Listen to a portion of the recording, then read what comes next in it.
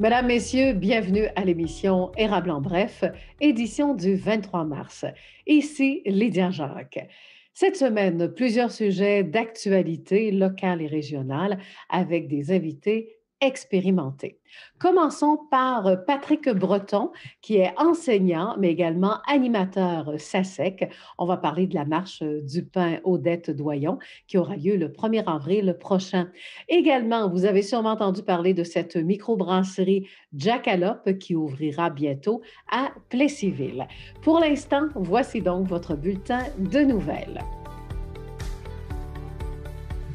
Les jeunes et la recherche d'emploi. Eh bien, Luc Dastou, directeur général de Place aux jeunes en région, affirme que quand il est question de recherche d'emploi pour les jeunes de 15 à 35 ans, cela devient de plus en plus complexe au niveau de la recherche à cause de la pandémie. La TVC a reçu des statistiques des Carrefour Jeunesse Emploi, CGE, dont le directeur général est justement Luc Dastou. Pour les jeunes entre 15 et 35 ans, 70 fréquentent les Carrefour Jeunesse, ont vraiment essayé de trouver un travail en 2020. Et le constat est que 40 affirment que la pandémie a vraiment ébranlé les recherches. C'est ce que soutient le sondage du réseau des Carrefour Jeunesse Emploi, donc du Québec. L'impact de cette situation décourageante est que 20 des jeunes ont trouvé difficile de se trouver un emploi, au niveau de la recherche du moins. 12 ont arrêté leur recherche, on a décidé de prendre une pause et 7 on a tout simplement arrêté les démarches de recherche. Le sondage a été effectué entre février 2021 auprès de 635 jeunes âgés entre 15 et 35 ans et c'est seulement 13 des répondants qui ont tout de même affirmé que les opportunités d'emploi en 2020 avaient augmenté pour eux. La population de Victoriaville et sa région attendait impatiemment la vaccination pour l'ensemble du territoire. En effet, depuis le 17 mars, la population se déplace au centre communautaire d'Arthabasca. Près de 590 personnes ont reçu leur vaccin lors de cette première journée. Une nouvelle acquisition pour l'École nationale du meuble et de l'ébénisterie. Le virage écologique pour le cégep de Victoriaville fait partie des priorités. L'École du meuble et d'ébénisterie va maintenant réduire l'utilisation des produits solvants pour les remplacer par des produits à base d'eau pour le programme Diplôme d'études professionnelles, donc le DEP en finition de meubles. Résultat maintenant de la mi-campagne à notre santé à vous de jouer, une campagne qui a débuté en 2020. Le but est de réaménager, mais aussi de revitaliser la pédiatrie et le centre Naissance-Famille de l'Hôtel-Dieu d'Arthabasca. Une campagne qui se déroule maintenant sur 2 ans à cause de la pandémie.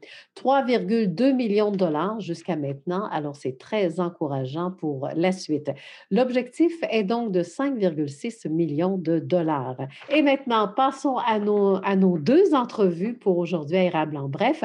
Patrick Breton, la marche du pain, Odette Doyon, et aussi les coactionnaires qui vont parler de leur microbrasserie Jackalope qui sera située du côté de Plessisville. Là-dessus, passez une excellente semaine. Notre prochain invité, donc, à Érable en bref, c'est nul autre que Patrick Breton. Alors, Patrick Breton, oui, il fait partie aussi de l'organisation de la Marche du pain Odette Doyon. Alors, il est animateur SACEC, mais également professeur enseignant à la polyvalente, donc la SAMAR. Patrick Breton, bonjour. Ben, bonjour, bonjour. Hey, là, ces temps-ci, là, quand on déjeune, on pense à vous, hein? Oui, oui. Et ça nous prend notre pain. Qui est tellement bon. Le pain de la Tellement marche bon. du Saucé dans le pain. sirop d'érable. Oui, C'est en le temps des plus. sucres qui va commencer en plus. Oui, hein? Alors, parle-moi un peu comment ça va fonctionner. Premièrement, Oui. la bonne nouvelle, c'est qu'il va y avoir une marche du pain Ben Odette oui. Doyon. Oui, oui. Parce que remontons un peu à l'année dernière. Fait que la pandémie s'est déclarée au mois de mars. Nous, c'était prévu, c'est ça, le jeudi avant Pâques, c'est toujours le jeudi. Donc, malheureusement, là, on n'a pas pu faire quelque chose, on n'a pas eu le temps de s'adapter. Donc, la marche avait été annulée l'an passé. Ce qui est bien triste parce que c'était la 40e édition. Donc, cette année, c'est la 40e édition déjà. Donc, je pense que tu n'étais pas né, Lydia. Sans commentaire. Je Donc, refuse de répondre à cette question. Oui, 40e édition, un des plus vieux projets de la polyvalente. Donc, 40e édition de la Marche du Pain cette année. On est très contents. Oui. Et là, cette année, ben, on s'est adapté, on a changé la formule un peu. Ben c'est ça, on va en parler de la formule, tu es d'accord? Vas-y, comment ça... Oui. C'est ça, est-ce que le porte-à-porte, on oublie ça? Non, c'est ça. Pour l'instant, étant pas certain qu'on pourrait le faire, donc on aurait décidé de s'ajuster. Donc, on a fait une prévente en collaboration beaucoup avec les élèves de la polyvalente La Saint-Maur. Les élèves ont été mis à contribution. Ceux qui le désiraient pouvaient vendre du pain en prévente auprès de leur famille, auprès des amis et tout.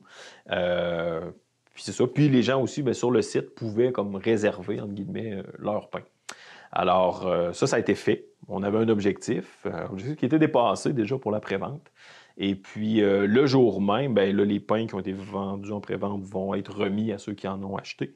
Et aussi, bien, les gens vont pouvoir en acheter aussi, même si quelqu'un n'a pas vu passer la prévente, va pouvoir se rendre aux différents endroits et, où les pains vont être disponibles et acheter leur pain là, comme à l'habitude. Mm-hmm.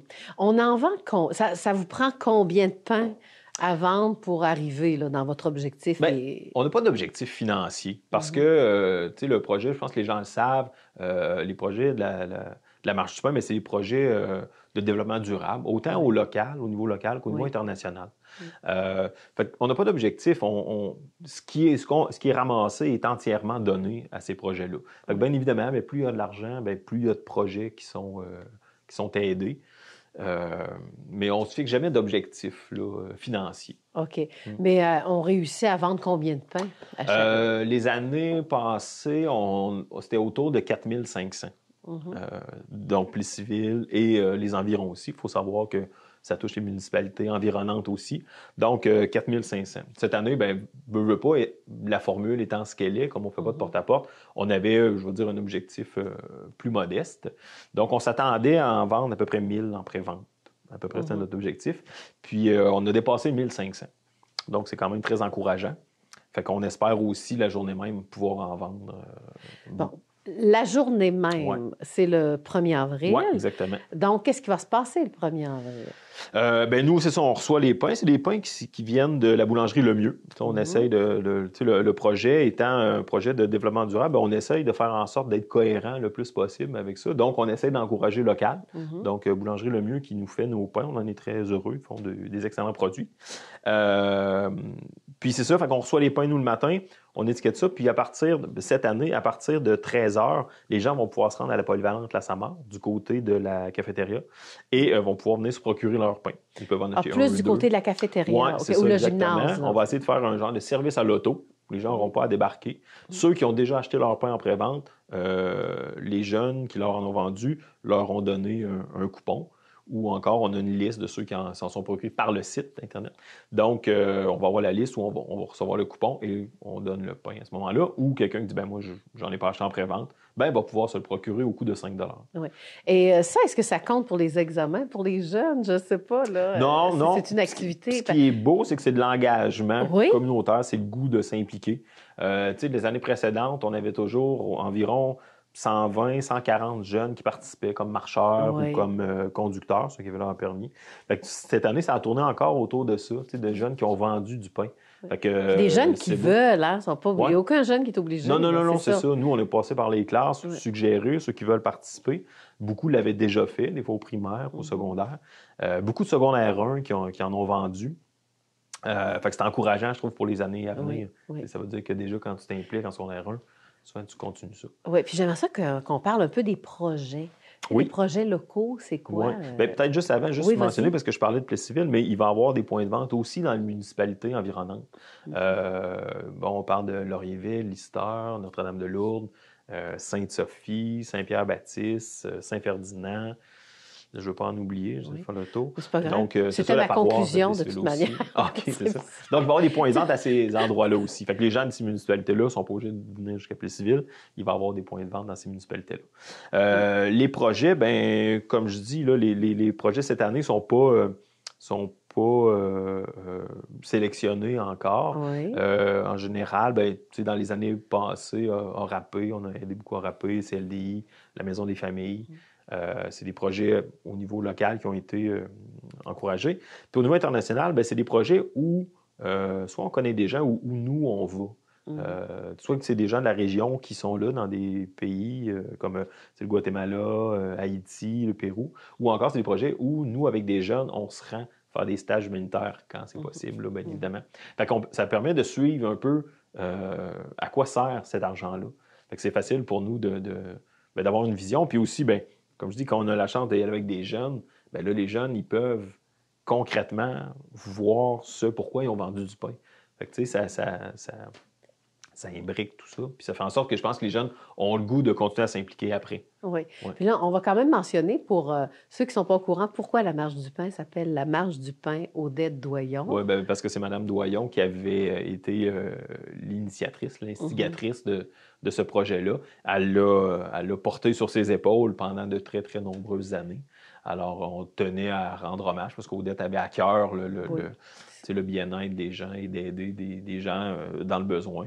Alors, on trouvait ça louable de donner son nom à la Marche du pain. Oui, puis elle a amené toute sa famille avec elle également. Ben oui. Puis même la même chose pour les étudiants aussi. J'aimerais mentionner aussi que son mari est décédé aussi dernièrement, malheureusement. Mais ça continue, sa fille s'inscrit dans le comité organisateur de la Marche du pain, Isabelle, une de ses filles. Voilà. Donc, là-dedans. Fait que pour continuer l'œuvre des parents aussi. C'est fun de voir la génération qui continue. Donc, en guise de conclusion, là, ça apporte quoi ça aux jeunes de faire ça, la Marche du pain? Là? Vous êtes avec votre œil d'enseignant. Bien, ça amène le goût de s'impliquer, de faire changer les choses, parce que concrètement, comme je dis, tout l'argent qui est amassé, à part on paye le pain, mais tout le reste est envoyé dans les projets. Fait que je pense que ça donne le goût aux jeunes de s'impliquer puis de sentir qu'ils peuvent faire une différence.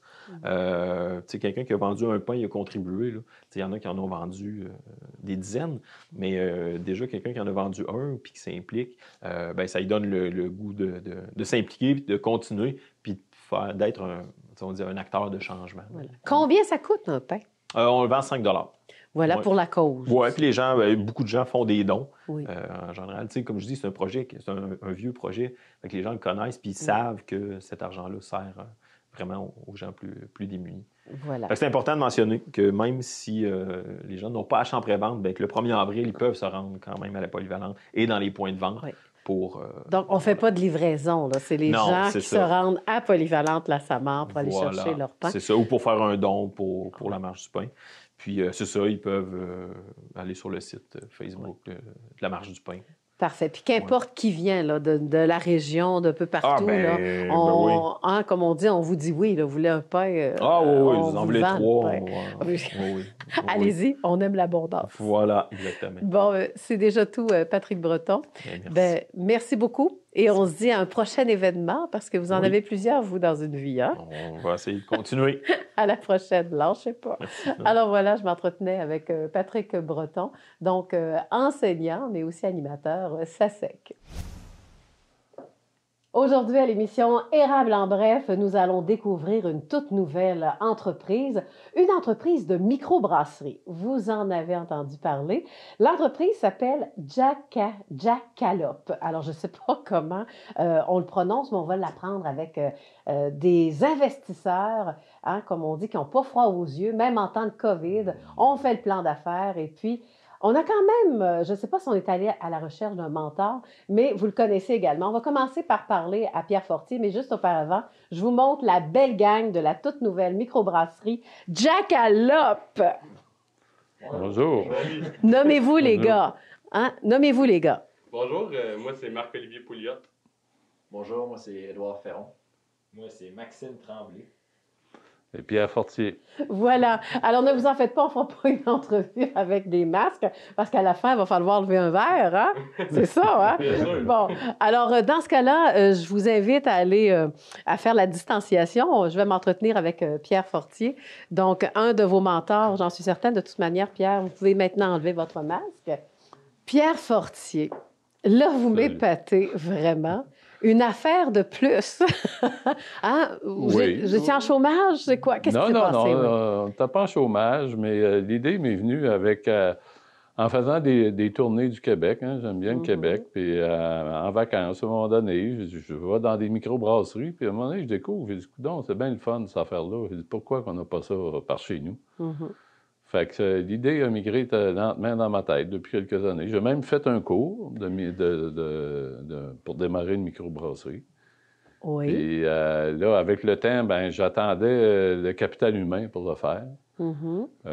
J'ai pu racheter mon ancienne fraisière, la fraisière Talfort, que j'ai rachetée l'an passé. Puis je voyais l'endroit idéal pour démarrer ce projet-là.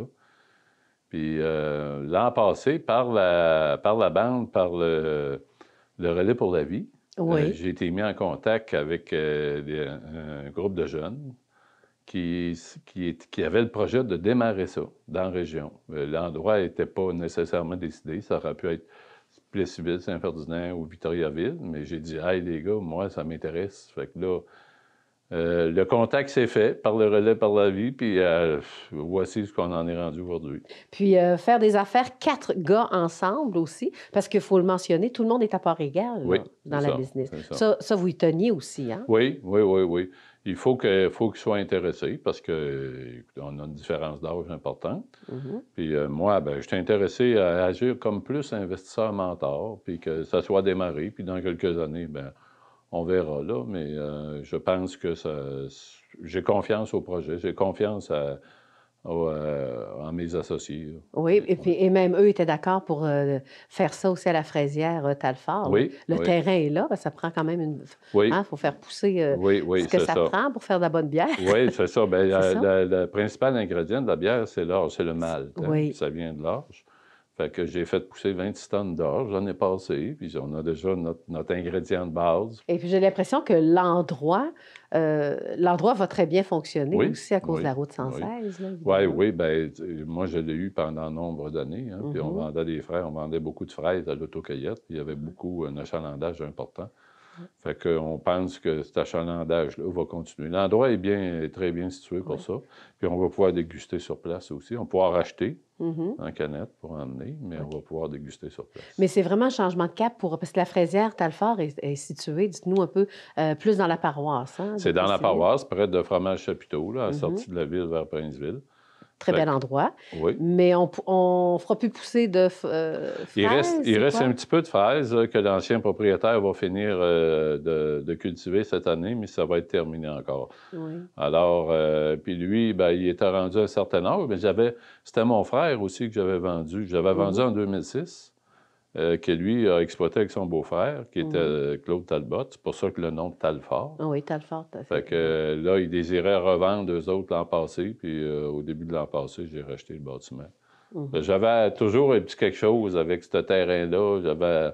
J'avais mis mon cœur, moi, mon épouse, puis mes enfants, on avait mis notre cœur à développer ça. Puis quand je passais là, j'avais un brin de nostalgie tout le temps.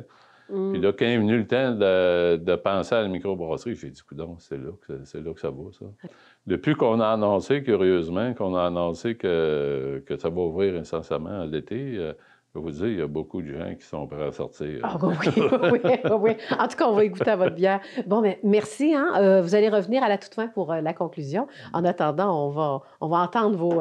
comment on dit ça? Vous êtes mentors et eux, on les appelle les élèves? Bien, c'est des associés.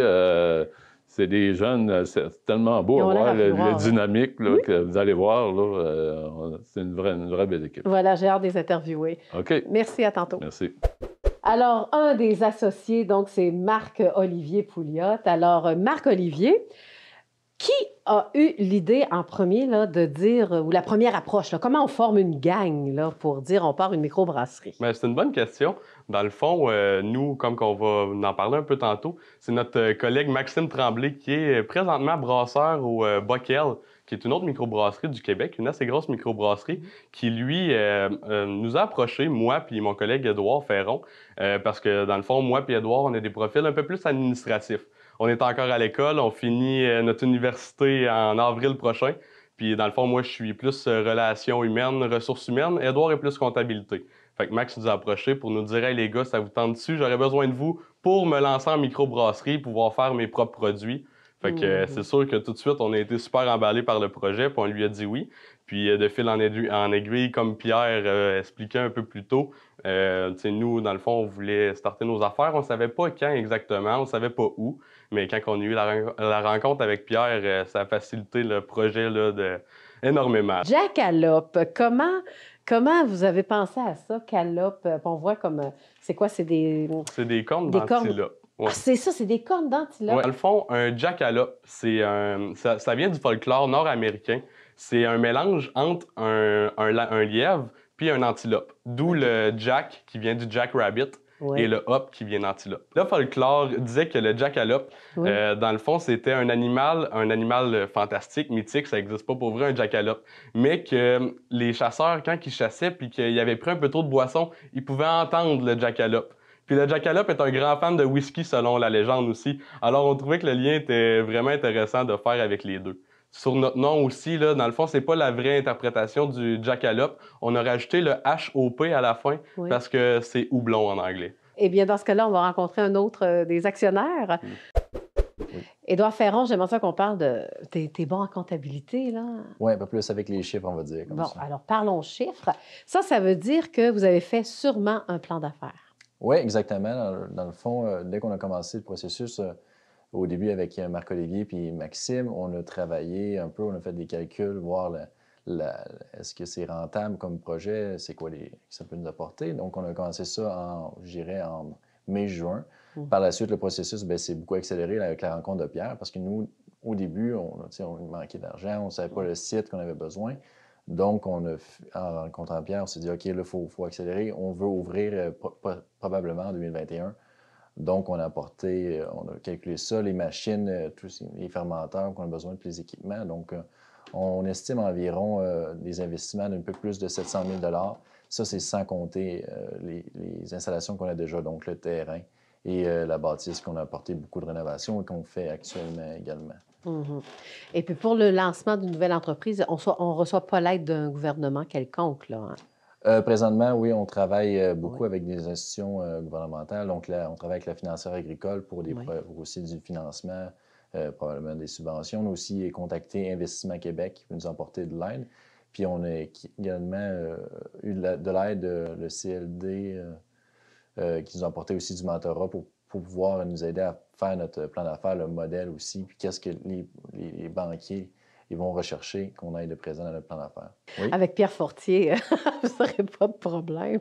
Bien, c'est exactement ce que Pierre aussi nous a dit qu'on va rencontrer, mais on veut quand même présenter un projet qui est solide lorsqu'on va rencontrer nos investisseurs.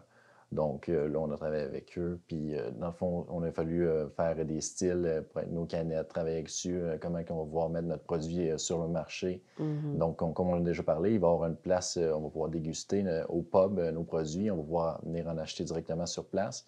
Mais on va vouloir aussi se concentrer pour apporter nos bières dans des magasins spécialisés comme les petits dépanneurs. On voit ici aussi le marché houblonné qui a été aussi un commerce qui a permis de faire connaître les produits de microbrasserie dans la région. Donc, on va vouloir aussi vendre dans des commerces comme ça. Et puis, à long terme, on voit ça comment, la microbrasserie? Donc, à long terme, c'est sûr qu'on dit qu'on veut faire des ventes plus dans la région, mais à long terme, c'est sûr qu'on est intéressé par d'autres projets. On va vouloir porter notre bière plus loin au Québec, peut-être dans d'autres provinces. Et on serait peut-être intéressé, là, c'est beaucoup d'ici, mais peut-être d'aller explorer d'autres produits comme peut-être le gin ou le rhum. Et du whisky à cause de votre nom, là? Exactement, oui. Donc, on serait intéressé à faire d'autres produits comme ça. On va se concentrer beaucoup aussi sur notre bière en partant. On veut que ça ait un produit de qualité. Puis donc, ça sera d'autres projets, on verra en temps et lieu. Parfait. Moi, je pensais que j'allais voir la canette, le motif et tout. Est-ce que c'est prêt, ça? Malheureusement, on n'a pas encore sorti. Ça va être une des prochaines annonces qui va se faire, mais on est encore en décision pour ça. Le style de canette, on a différents prototypes, mais la décision finale n'est pas encore prise, donc on n'a pas encore ça à vous présenter. Eh bien, sans plus tarder, nous allons parler au troisième gestionnaire de l'entreprise. Alors, c'est Maxime Tremblay. Parlons, toi, t'es comme je vais t'appeler un peu l'ingénieur, parce que c'est toi qui sais la recette, c'est quoi qu'on va mettre dans notre bière pour arriver à faire le bon goût. Comment ça fonctionne? Comment on sait? Bien, moi, avant d'être brasseur, j'ai été cuisinier au Manoir de la Couliane. Puis ça m'a pas beaucoup aidé comme la création de recettes pour faire de la bière, c'est un peu le même principe. C'est comme la cuisine. Tu mets des épices, tu mets telle quantité de fruits, ça va goûter ça. Fait que moi, je me suis beaucoup inspiré de ça. Fait que je pense que ça m'a vraiment aidé à faire développer des recettes de bière, là. OK. Donc, mais il faut quand même, au moins, vous avez du terrain pour faire des tests aussi, faire pousser. Comme là, on a parlé du malt tantôt, c'est ça. Après ça, vous allez sûrement planter autre chose. Ça se peut qu'on fasse. Pierre, il y a quand même il y a beaucoup de canneberges, puis ça se peut qu'on replante des framboises, puis qu'on va utiliser les fraises. Fait qu'on va vraiment utiliser comme nos produits qu'on va faire pousser. Et là, c'est quand que vous arrivez, vous dites, là, bon, comme là, ma bière aux fruits, exemple, ou la rousse, je ne sais pas, qui est à jour, est prête, là. Il faut faire des tests. Oui, en fait, c'est pendant la fermentation. Oui. On laisse ça fermenter, puis nous autres, on fait des contrôles qualité à chaque jour pour s'assurer que la bière, dans le fond, est terminée. OK. Donc, c'est avec ce procédé-là qu'on fait en sorte que la bière est terminée, on peut l'encanner ou faire en sorte qu'on peut l'avoir directement au bar, là. OK. Vraiment, quand on va faire nos bières pour Jackalope, on va essayer d'aller chercher le plus de gens possible avec... parce qu'il y a du monde qui aime les bières aux fruits, mais d'autres qui aiment plus des IPA, d'autres juste des blondes. Donc, on va en faire une variété différente de bières, là. OK. Qui décide que c'est la bière qui a le meilleur goût? Parce que vous êtes 4. C'est moi. Ah, voilà, c'est ce que je voulais savoir. Là-dessus, ça termine. Ça termine votre entrevue. Je vais vous laisser aller négocier avec votre gang maintenant. OK. Salut, merci. Merci. Et maintenant, pour bien clôturer cette entrevue-là d'une toute nouvelle brasserie Jackalope qui devrait bientôt ouvrir, est-ce qu'on a une date exacte? Non, on ne met pas de date parce qu'il y a tellement d'impondérables avec tous les équipements d'installation. Puis une fois qu'on est installé, il faut qu'un inspecteur passe pour nous donner le permis. Fait qu'il y a très d'impondérables. Fait qu'on ne sera pas en retard, on n'a pas de date, mais on aimerait ça produire au mois de juillet. Voilà. Hey, gang, on s'en va à Jackalope. On va pouvoir dire ça? C'est cool, oui, hein? Oui. Bien, merci. On vous attend. Oui, certain, on y sera. OK. En espérant que l'émission Érable en bref vous a plu. Vous voulez absolument qu'on parle de vous? Allez-y par courriel, tvcérable@commercialoutlook.com ou encore, question de revisionner nos émissions ou encore toutes nos entrevues qui sont individuelles sur notre site. Allez sur notre site web tvc.org. Bonne semaine!